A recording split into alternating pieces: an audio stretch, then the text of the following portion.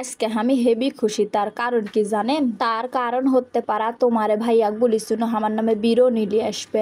আমার কথা শুনে আবার লিয়ে আসিছে, দেখে আমি সেই খুশি। কিন্তু আবার ভয় লাইতে, আসলে এর মধ্যে বিরোনি আছে তো না অন্য কিছু আছে, দেখা যাক তো দেখি। না দেখি তো শোষা টোষা মুছে আছে, দেখছি বিরোনির প্যাকেটও আছে, তার মানে মনে হয় সত্যি এটি বিরোনি আছে। লেউদিনি তাহলে আমি অবাক হয়ে গেছি, একটা লয় দু ডেলি আসিছে আমার ভাতারে, জানেন না কো ভাতারলা থুকগো আমার স্বামী জান নিয়ে আসছে, দেখে আমি সেই খুশি হচ্ছি। ধন্যবাদ তোমাকে স্বামী, ধন্যবাদ। আজকে কবজি ডুবে খামো, আজকে আমি কতটি খাবার পারি তোমার দেখামো। দেখো ওই আবার বলেছে যে দেখো বাসনা বার আছে, তুমি খাবেন না, আমি তোমাকে খিলাই দিব না, কি করবো বলো। এই বলেছে কি আমি শুয়া পড়নো, তুমি খাও আর আমাকে খিলাই দাও। আমি বলেছি খবরদার শুয়া পড়ো না, আমি পারমই না এই কাম করবে।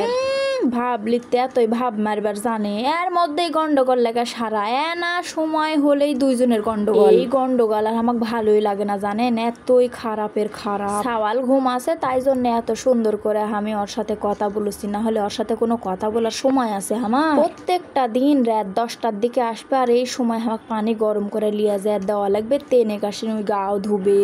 কি আর করবো, যেগুলো আমি আবদার করি সেগুলো আবদার যেহেতু উই থয় আকে, এই জন্য ওর কামও আমার করা দরকার। কি বলেছেন তোমরা?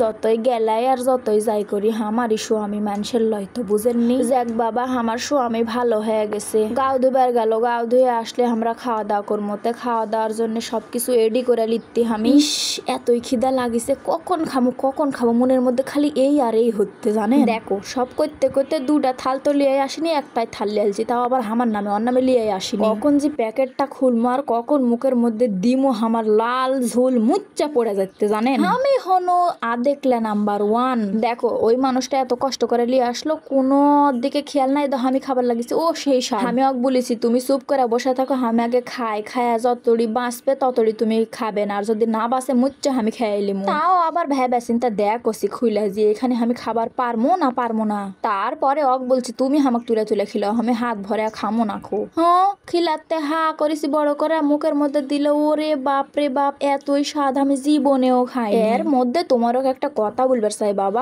আমার খাওয়া দেখা যদি তোমারে কারো লাল ঝুল পড়ে আমার কিন্তু দোষ নাই বাবা, কারণ আমি কাকো কিছু খিলাবার পারবো না। ওই থালও তার ভাল লাগেনি খাওয়া, এই জন্য আমি আবার নতুন করে থাল লিছি লিজে খাচ্ছি। দেখো আমি খালি মুখ অতি শক্ত, খাওয়ার দিকে আমি শক্ত লাই, কামের দিকেও আমি শক্ত লাই জানেন। দেখো ওই এক সাইড থেকে আর্ধেক খাই ফেলা দিছে, কিন্তু আমি খাবার পারিনি। দেখা পাচ্ছেন আমি কত খচ্চর, লিজের প্লেটেরটা খাসি আবার ওর প্লেটের থেকে লিয়া খাচ্ছি। কি করবো বলো দিনি, ওর প্লেটের যেটা থাকে সেটাই বেশি স্বাদ লাগে আমার কাছে।